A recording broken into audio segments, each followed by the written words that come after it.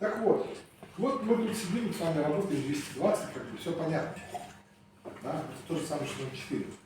Но, когда ты заходишь в распределительное устройство какое-то общее, там, ну, дома там, или еще что-то, да, и ты видишь плавки предохранителя на 400 ампер, и там кабель вот такой, 240 вольт. Тот же самый 0,4, но ты там будешь работать под напряжением?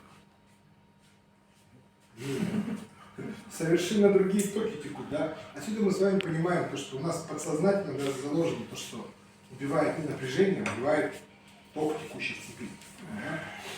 Чем выше ток, чем выше нагрузка, тем выше вероятность поражения потребительским током. Почему нельзя разъединитель, да, отключать под нагрузкой? Что у нас произойдет? Дуга произойдет, да? То есть, чем выше нагрузка, тем будет больше, так называемая вот эта наша дуга, да, тем больше вероятность, что дуга попадет еще и на нас. Да? Если читали последние обзоры травматизма, да, то ли на Чукотке, то ли на Сахалине электромонтеры попали под напряжение, под шестерку упал, точнее, не электромонтер, он разъединитель без нагрузки дернул, тот сорвался с крепления, попал ножом на провод 6 киловольт, а тот держался в это время за ручку. Ну, соответственно, тот попал на поле. То есть даже возможно вот такое, да, то есть разрушение разъединителя, хотя нагрузка снята была. Мы с вами понимаем, что есть два понятия: наличие отсутствия напряжения, да, и наличие отсутствия нагрузки. Нагрузка — это когда у тебя в цепи течет какой-то большой ток, есть потребитель, есть и так далее, да. А разъединитель нам предназначен для того, чтобы создать видимый разрыв и допуститься, соответственно, к работе. Есть другие способы сделать видимый разрыв. Если, например, в цепи отсутствует разъединитель, частично разобрать. Разъединитель? Нет, не разъединитель, а линия. То есть снять прямо с первой опоры, да, с портала, да, если как таковой есть, и вот где кабель проходит, прямо со всех соединителей снять. Схема частично разобрана. Вот тогда может спокойно запускаться, работать и так далее. Но тут еще один опасный фактор возникает. Наведенное напряжение. Наведенное напряжение считается какое напряжение? Да, вообще откуда оно берется?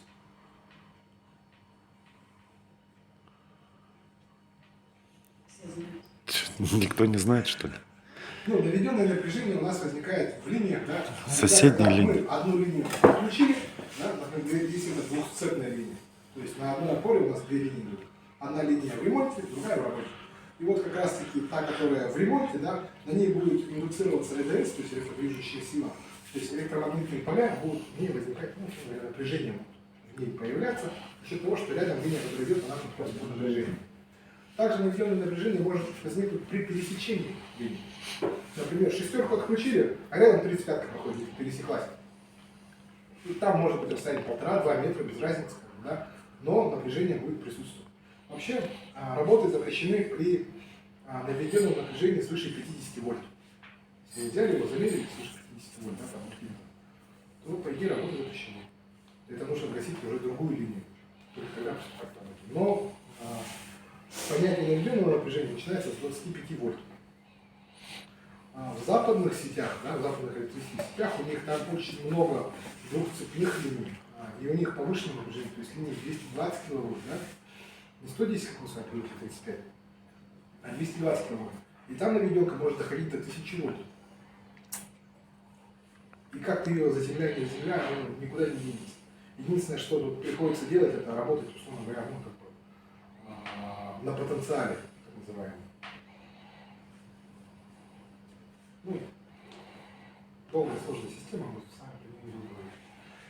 Есть такая штука. Хорошо. А сколько у нас недопустимое расстояние до токоведущих частей 0,4 киловольта, да, в распределительном устройстве?